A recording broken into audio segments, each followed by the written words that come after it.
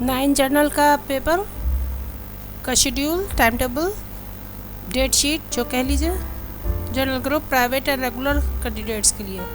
आइए देखते हैं।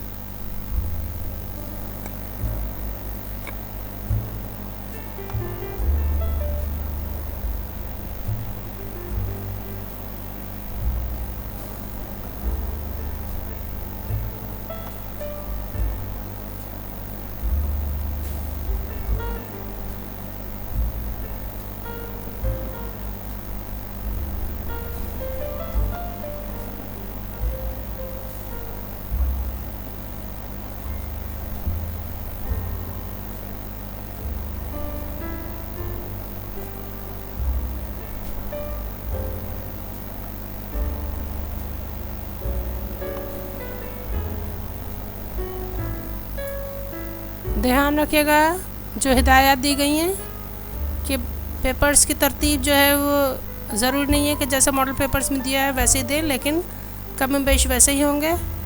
गलत या बेजोड़ मज़ामीन अगर आपने एग्ज़ामिनेशन फॉर्म में पुर किए हैं तो उसका नुकसान उम्मीदवार को जो होगा उसका बोर्ड ज़िम्मेदार नहीं है। एडमिट कार्ड के बगैर नहीं जा सकेंगे 30 मिनट पहले, यानी लेट नहीं होना है।